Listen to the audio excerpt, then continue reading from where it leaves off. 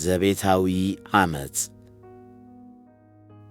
ሰላም ክቡራት ሰማዕቲ እዚ ቀፂሉ ዘቀርበልኩም ትሕዝቶ ብምዕራፋት ዝተኸፋፈለ ብዛዕባ ዘቤታዊ ዓመፅ ዝምልከት ትሕዝቶ እዩ። ኣብዚ ትሕዝቶ እዚ ዘቤታዊ ዓመፅ እንታይ እዩ ዝብል ሕቶ ክንምልስ ኢና።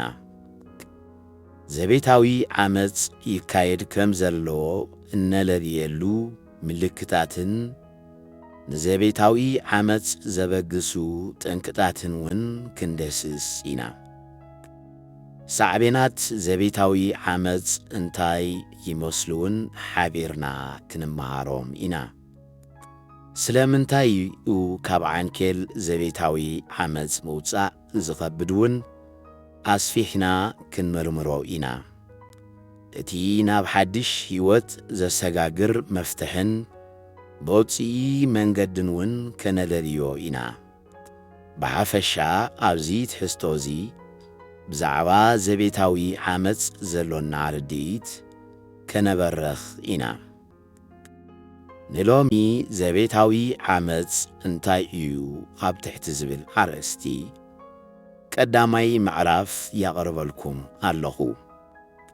ክሳብ መወዳእታ ስለ ምክትታልኩም እናመስገንኩ ካብዚ ዝበለ ቀጻሊ ትሕዝቶታት ከነበርክት ምእንቲ ናብዚ ቻነል እዚ ሳብስክራይብ ክትገብሩ ከምኡውን ነዚ ትሕዝቶ እዚ ሼር ብምግባር ናብ ዝጠቕሞም ሰባት ከተባጽሑ ብተወሳኺ ውን ነዚ ቪድዮ እዚ ላይክ ብምግባር ደገፍኩም ክትገልጹ ብትሕትና ይላቦ። ምዕራፍ 1 ዘቤታዊ ዓመፅ እንታይ እዩ? ዘቤታዊ ዓመፅ ክበሃል ከሎ ሓደ ሰብ ኣብ ውሽጢ ስድራ ቤት ወይ ምስ ሓደ ጥቡቕ ርክብ ዘለዎ ሰብ ንኣብነት መጻምዲ ንሓደ ካልእ ሰብ ንምቁፅጻር ወይ ሓይሉ ንምርኣይ ዝጥቀመሉ ናይ ግህሰት ባህርያት እዩ።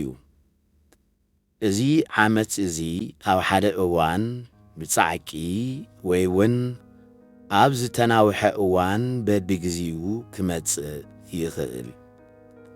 ዘቤታዊ ዓመፅ ሓሌት፣ ሃይማኖት፣ ደረጃ ትምህርቲ ወይ ቁጠባዊ ዓቕሚ ኣይፈላልን እዩ።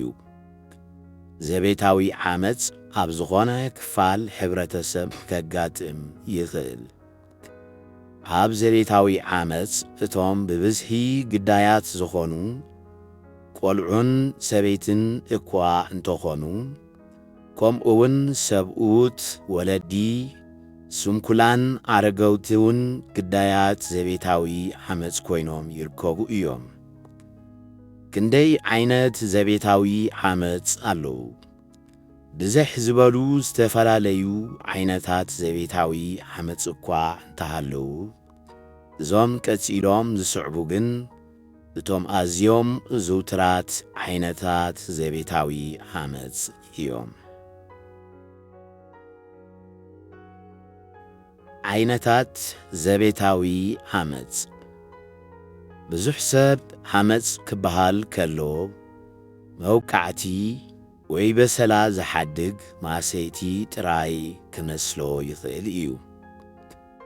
ግናኸ እቲ ስውር ዓመፅ ካብቲ ዝረአ ንላዕሊ ሓደገኛ ክኸውን ዓብዪ ተኽእሎ ኣሎ። ቀዳማይ ዓይነት ዘቤታዊ ዓመፅ ኣካላዊ ዓመፅ ወይ ፊዚካል ኣቢዩዝ። እዚ ብቐሊሉ ዝረአን ዝፍለጥን ዓይነት ዓመፅ እዩ። ቀንዲ መለለይኡ ድማ ኣካላዊ ጎንፂ እዩ። ሓደ ሰብ ንመጻምድቱ ምጽፋዕ፣ ምድፋዕ፣ ብፀጉሪ ምስሓብ ወይ ብዝኾነ ኣቕሓ ደርቢኻ ምጉዳእ ኣብነታት ናይ ኣካላዊ ዓመፅ እዮም። ዋላ እኳ እቲ መጥቃዕቲ ከቢድ በሰላ ኣይሕደግ ካብ ፍቓድ እቲ ግዳይ ወጻኢ ኣብ ልዕሊኡ ዝፍጸም ኣካላዊ ጎንፂ ኣካላዊ ዓመፅ እዩ። ንኣብነት ኣስመሮም ንገነት በዓልቲ ቤቱ ኣብ ገጻ ብጽፊት ምስ ዝሃርማ እዚ ኣካላዊ ዓመፅ እዩ። ከምኡ'ውን ስምረት ንተመስገን በዓል ቤታ ብፀጉሪ ሲሒባ ምስ እተውድቆ ኣብ ልዕሊኡ ብገበን ዘሕትት ኣካላዊ ዓመፅ ኣካይዳ ኣላ። ተደጋጋሚ ኣካላዊ ዓመፅ ናብ ስንክልናን ካብኡ ዝኸፍአውን ናብ ውሽጣዊ ሕማምን ሞትን ውን ከብጽሕ ይኽእል። ካልኣይ ዓይነት ዘቤታዊ ዓመፅ ስነ ልቦናውን ስምዒታዊን ዓመፅ ወይ ኢሞሽናል ኣቢዩዝ። እዚ ዓይነት ዓመፅ ስውር ቁስሊ እዩ። ቃላትን ተግባራትን ተጠቂምካ ንሓደ ሰብ ምቁፅጻር ዝግበር ድማ እዩ። ነቲ ምሳኻ ዘሎ ሰብ ኣብ ፍርሂ ኣብ ጸቕጢ ወይ ኣብ ርእሰ ምትሓትን ከምዚኣቶም ዝኣመሰሉ ኣሉታውያን ስምዒታትን ከም ዝነብር ምግባር ስነ ልቦናዊ ወይ ስምዒታዊ ዓመፅ እዩ። ንኣብነት ሰላም ንበዓል ቤታ ንዓይ እንተሓዲግካኒ ርእሰይ ክቐትል እየ ኢላ ብምፍረራሕ ኣብ ልዕሊ በዓል ቤታ ስነ ልቦናዊ ዓመፅ ተካይድ ኣላ። ተኽለ ንኣኽበረት ምስ ስድራ ቤታን ኣዕሩኽታን ከም ዘይትራኸብ ገይሩ ብዘይፈቓዳ ካብ ሰብ ተነፂላ ከም እትነብር ምግባሩ ኣብ ልዕሊኣ ስነ ልቦናዊ ዓመፅ የካይድ ኣሎ።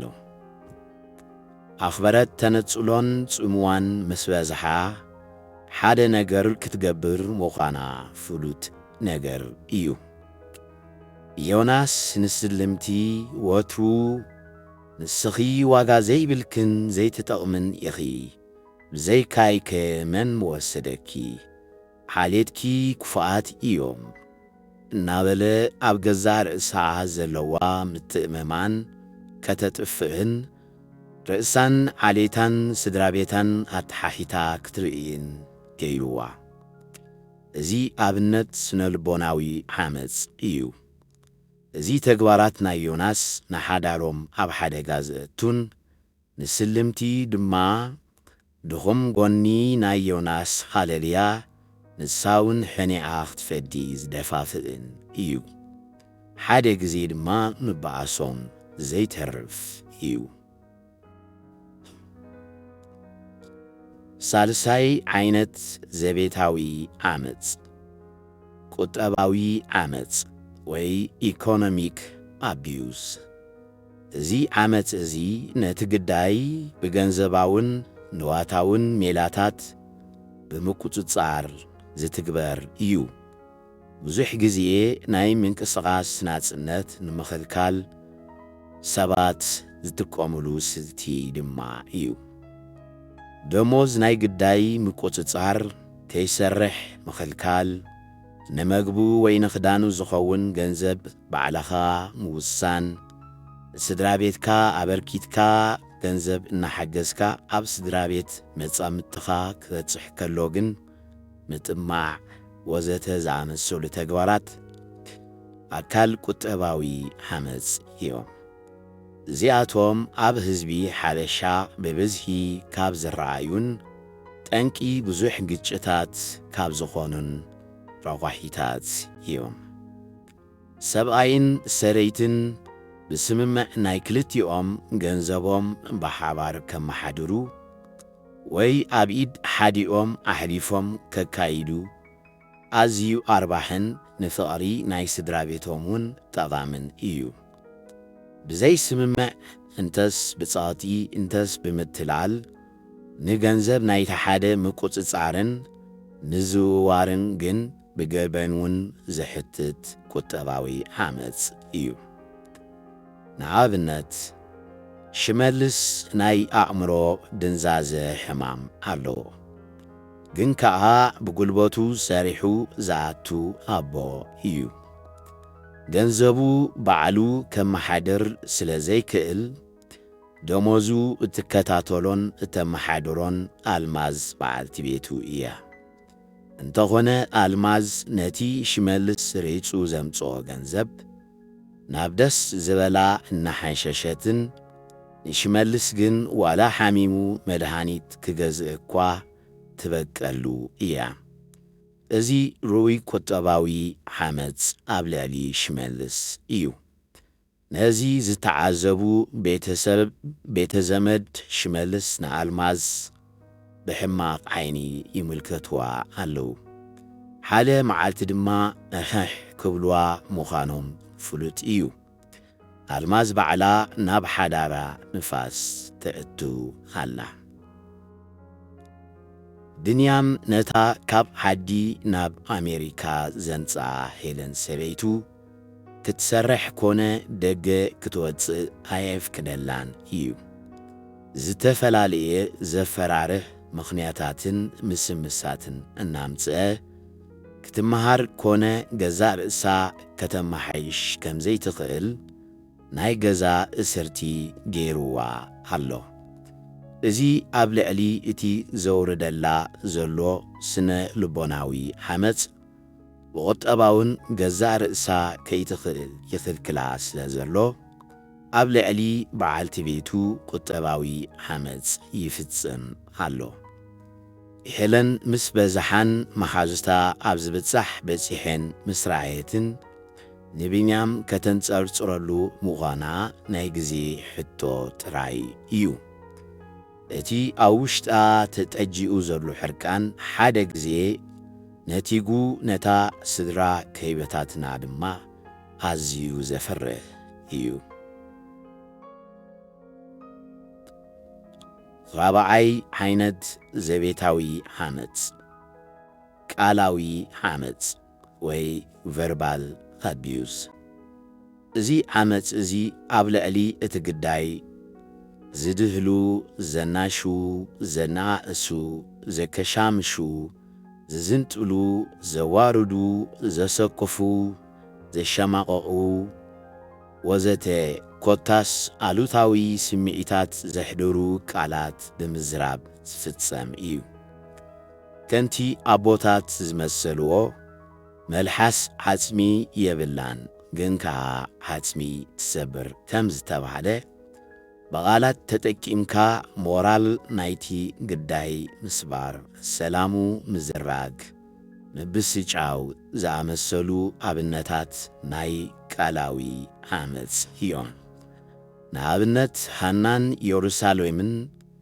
ኣብ ሓደ ቤት ብሓባር ዝነብራ ብዕድመ እኹላት ገራዙት እየን ሃና ንኢየሩሳሌም ኣዘውቲራ ይእቲ ለሃማም ይእቲ ፈዛዝ ይእቲ ለሃዛዝ እናበለት ኣብ በይነንን ኣብ ቅድሚ ሰብን ተዋርዳን ስሕቃን ሃና ነዚ ተግባር እዚ ከም ንቡርን ከም ጸወታን እኳ እንተ ሓሰበቶ ኣብ ልቢ ኢየሩሳሌም እትእክቦ ዘላ ብሰላ ግን ክረኣያ ኣይከኣልን ዘሎ እዚ ቃላዊ ዓመጽ ሃና ኣብ ልዕሊ ኢየሩሳሌም እንተዳ ቀጺሉ ሓደ ግዜ ኢየሩሳሌም ምስ ተወድኣ ኣብ መንጎአን ዓብዪ ባእሲ ክለዓል ምዃኑ ምግማቱ ኣየሸግርን እዚ ልዕል ኢልና ክርቢኦ ዝጸናሕና ዝተፈላለየ ዓይነታት ዘቤታዊ ዓመጽ ኮይኑ ቀጺልና ንሪኦ ድማ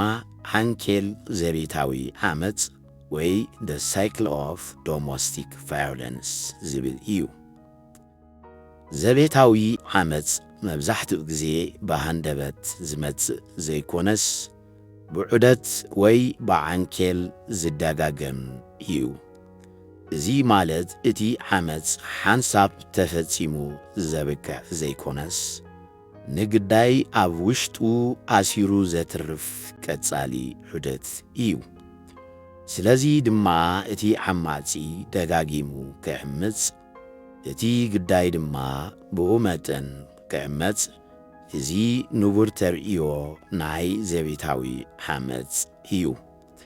እዚ ዑደት እዚ ኣብ 3 ቀንዲ መድረኻት ክምቀል ይከኣል። ቀዳማይ መድረኽ ወጥሪ ዝፍጠረሉ። ኣብዚ መድረኽ እዚ እቲ ግዳይ ኣብ ውሽጢ ገዛ ዘይርጉእ ኩነታት ከም ዘሎ ይስምዖ። እቲ ሓማጺ ንኣሽቱ ነገራት ይኹሪ፣ ብቐሊሉ ይባሳጮ ወይ ድማ ስቕታ ይመርጽ። ሕፅር ዝበለ እቲ ሓማጺ ካብ ንቡር ወጻኢ ባህርያት የርኢ። ልክዕ ከምቲ ናይ ሓደ ዝመጽእ ዘሎ ብርቱዕ ዝናብ ጠሊ ዝሓዘ ሽፍሽፍታ ንፋስ ምልክት ዝህብ። እዚ ከምዚ ዓይነት ባህርያት ሓማጺ ዓመፅ ንምክያድ ይብዳሎ ከም ዘሎ ምልክት እዩ። ብሰንኪ እዚ ባህርያት ዓማፅ እዚ እቲ ግዳይ ናብ ምሽቑራር ወይ እውን ብኣንጻሩ ነቲ ኩነታት ናብ ዘጋድድ ምትህልላኽ ከኣቱ የቕሰብ። እንተኾነ እዚ ምልክት እዚ ብኣወንታ ተወሲዱ ነቲ ኩነታት ንምትህልዳውን ክጠቅም ይኽእል እዩ። ኣብነት ቀላቲ ኣብቲ ተቖፂሩ ዝሰርሓሉ ዕለታዊ ስርሑ ሰራሕተኛታት ናይ መቕናስ ቤላቤሎ ስለ ሰምዐ ውሽጣዊ ስክፍታታት ኣሕዲሩ ኣሎ።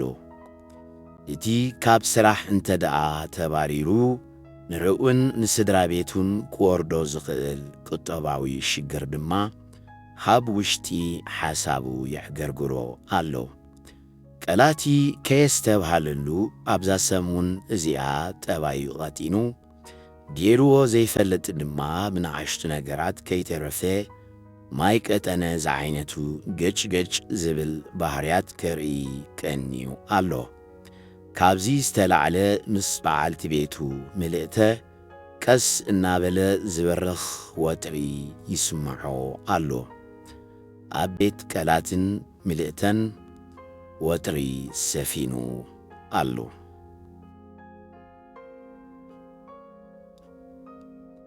ካልኣይ መድረኽ ወጥሪ ዝትኰሰሉ። እዚ መድረኽ እዚ እቲ ኣብ ቀዳማይ መብረኽ ክእከብ ዝጸንሐ ወጥሪ ናብ ጋህዲ ዝመጽእሉ መድረኽ እዩ። ሓማጺ ነቲ ኣብ ውሽጡ ዝተኣከበ ወጥሪ ብኻልእ መንገዲ ኣብ ክንዲ ዘተንፍሶ ኣብ ልዕሊ እቲ ግዳይ ዝተፈላለየ ዓይነት ዓመፅ ከፍስሶን ከዝሕሎን ይፍትን። እዚ መድረኽ እዚ ልክዕ ከምቲ ንጫካ ዘብርስ ሓያል ባርዕ ካብ ቁፅጽር ወፃእን ኣዝዩ ተሃዋስን እዩ። እንታይ ዝረብ እንታይ ይግበር ንምግማቱ ኣሸጋሪ እዩ። እዚ መድረኽ እዚ ንኽስተት ሓንቲ ሕማቕ ኣጋጣሚ እያ ተድልዮ። ነዛ ሕማቕ ኣጋጣሚ ተኸቲላ ድማ እታ መዓልቲ እታ ሕማቕ መዓልቲ ትኸውን።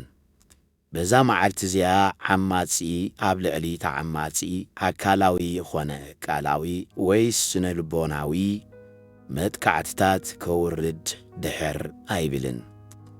ዝገትኦን ዘተሃዳድኦን እንተዘይረኺቡ ድማ ዓበይቲ ጉዳታት ከውርድ ይኽእል። ኣብነት እቲ ብሰሙኑ ወጥሪ ሰፊንዎ ዝቐነየ ገዛ ቀላትን ምልእተን ሎሚ ሰንበት እውን ፍሉይ ሃዋህው ኣይነበሮን።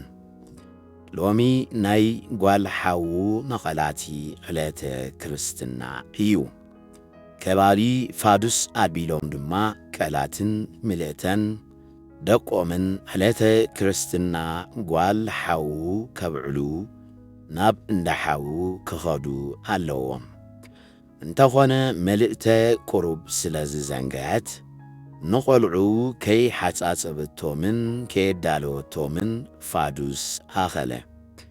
ቀላቲ ብዝወዓሎ ውዒሉ ደቁን ሰበይቱን ክወስድ ስመጸ ገዛ ዛሕዛሕ ኢሉ ቆልዑ ከይተዳለው ይጸንሖ ቀላቲ ደሙ ይፈልሖ ቀላቲ ቃላት ይውርውር ምልእተ አብራኻ ራዕራዕ እናበላ ከተማኻኒ ትፍትን ቀላቲ እቲ መኽኒት ናይ ምልእተ መሊሱ ቁጣዓኡ ወሰኸሉ ካብዚ ንላዕሊ ክትጻወሮ ስለ ዘይከኣለ ናይ ሶሙን ኣኻኺቡ ንምልእተ ኣላታን የብላን ብጽፊዒት የላድዳ ምልእተ ኣብ ማእከል ቤታ ዘርጋሕ ኢላ ትወድቕ ቆልዑ ዓይኒ ኣዲኦም እናራዩ ጫጭ ኢሎም ይበኺዩ ቀላቲ ጎረባብቲ ከይሞፁ ኸለዉ ካብ ገዛ ሓጽ ኢሉ እግሩ ናብ ዝመርሖ ይኸይድ ሳልሳይ መድረኽ ወጥሪ ዝዝሕለሉ እዚ መድረኽ እዚ እታ ዓማጺ ዝተዓሰሉ መድረኽ እዩ ንዘቤታዊ ዓመፅ ፍሉይ ዝገብሮ መድረኽ ድማ እዚ እዩ ኩሎም ካልኦት ዓይነት ዓመጻት ዓማፅን ግዳይን ድሕሪ እቲ ዘጋጠመ ናይ ዓመፅ ኩነታት ክንፈላለዩ እንከለዉ ኣብ ዘቤታዊ ዓመፅ ግን ብሰንኪ እቲ ዝጸንሐ ዝምድናዊ ምቅርራብ እቲ ዓማጺ ብጣዕሳ ይምለስ እቲ ግዳይ ድማ ብምሕረት ይቕጽል ኣብዚ ድማ እቲ ዓንኬል ንኽድገም ዘኽእል ኣፍ ደገ ይኽፈት እቲ ዓማጺ ብጣዕሳ ምስ ተመልሰ እቲ ግዳይ እንተስ ብናይ ሓቂ ምሕረት ገይሩ እንተስ ብናይ ሕብረተሰብ ወይ ባህሊ ወይ ሃይማኖት ወይ ዘመድ ቤተሰብ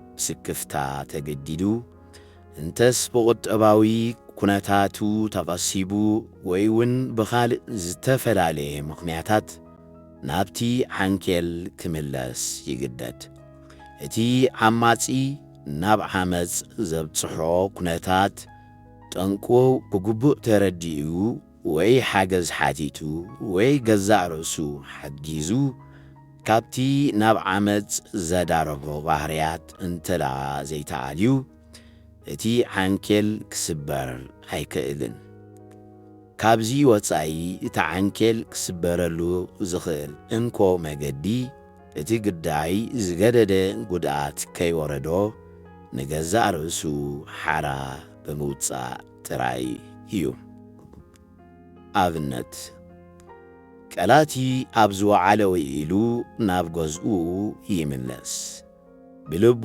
በቲ ዝገበሮ ተጣዒሱ እዩ ገዛእ ርእሱ ዘይምቁጽጻሩን ነታ ኣደ ደቁን ቲዳኑን ዝኾነት ምልእተ ኣካላዊ ማህሰይቲ ምውራዱን ብውሽጡ የሕዚንዎን የሕፊርዎን እዩ ከመይ ገይሩ ነቲ ኣሰር የእዳው ሰኒዱ ዝነበረ ገጽ ምልእተ ከም ዘብዒውን ብውሽጡ ሓርቢትዎ ኣሎ ደሓንቲ እቶ ምልእተ ንሳን ደቃን ደቂሶም ስለ ዝጸንሖ ግን ንሱውን ሰራሕ ኢሉ ኣብ ሶፋ ተገምሰሰ የዒንቱ ናብ ናሕሲ ናይቲ ቤት አንቃዕሪሩ ናብ ዝኹሉ ዘብጽሖ እንታይ ምዃኑ ከስተንትን ምስ ጀመረ እቲ ኣብ ውሽጡ ዝሓደሮ ካብ ስራሕ ናይ ምግባር ሻቕሎት ክዝክሮውን ኣይከኣለን ካብ መጀመርትኡ ነቶም ቆልዑ ኣዳልያቶም እንተትኾን ነይራኮ ናብ ዝኹሉ ኣይንበጻሕናን ኣብዘይ ሰይጣንያዊ ዒላትኒ እናበለ ብልቡ ሓሰበ ንምልእተ ግዳይ ጽፊት ኣእዳው ጥራይ ዘይኮነስ ግዳይ መኽኒቱውን ገበራ እቲ ናይ ዓመፅ ዓንኬል ኣብ ስድራ ቤት ቀላትን ምልእተን ደጋጊሙ ክድገም ሓቢ ተኽእሎ ኣለዎ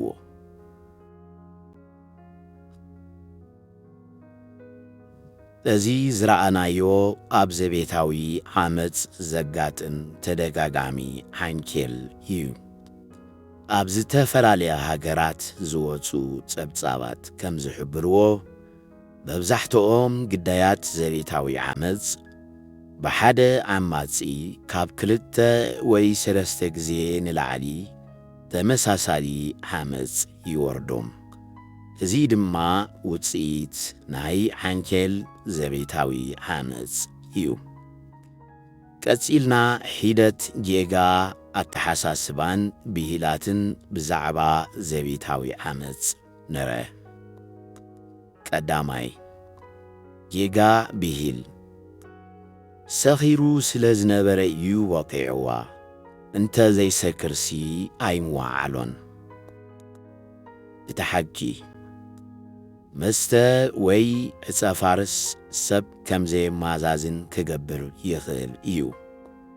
ግናኸ ምኽንያት ዓመፅ ኣይከውንን። ዓመፅ ምርጫ እዩ። ብዙሓት ሰባት ይሰቲ እዮም፣ ግናኸ ንመጻምቶም ኣይሃርሙን። እቲ ዓማጺ ሰኺሩ ከሎ ጥራይ ዝሃርም እንተኾይኑ ስለምንታይ ንሓለቓኡ ወይ ድማ ንፖሊስ ዘይሃርም? እዚ ዘርኤና ንመን ከም ዝሃርም ምርጫ ከም ዘለዎ እዩ። ካልኣይ ጌጋ ብሂል ሕርቃኑ ክቆጻጸር ስለ ዘይክእል እዩ ዝተሃራረም። እቲ ሓቂ ዘቤታዊ ዓመፅ ብዛዕባ ሕርቃን ጥራይ ዘይኮነስ ብዛዕባ ሓይልን ምቁጽጻርን ማለት ፓወር ኤንድ ኮንትሮል እዩ። እቲ ዓማጺ ነቲ ግዳይ ብምዕባጥን ናቱ ትእዛዝ ጥራይ ከም ዝፍጽም ብምግባርን እዩ ዓመፁ ዘካይድ።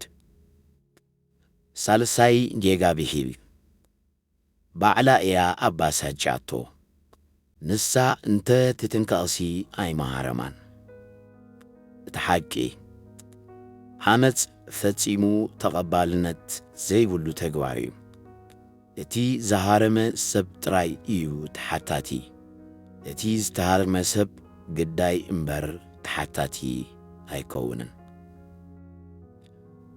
ራብዓይ ጌጋ ብሂል ምእንቲ ቈልዑ ክትብል ክትዕገስ ኣለዋ፣ ስድራ ቤት ክፈርስ የብሉን።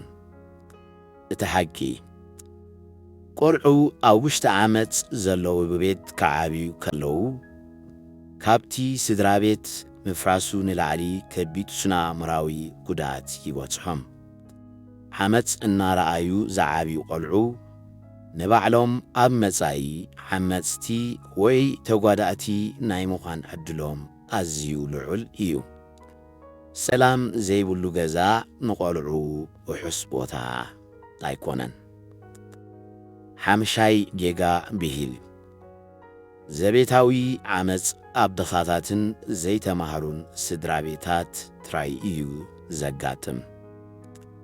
እቲ ሓቂ ዓመፅ ኣብ ውሽጢ ኣብ ቪላታት ዝነብሩ ሃብታማት፣ ኣብ ዓበይቲ ሰበስልጣን፣ ኣብ ምሁራትን ሱሙያትን ስድራ ቤታት እውን ብሰፊሑ ይርአ እዩ።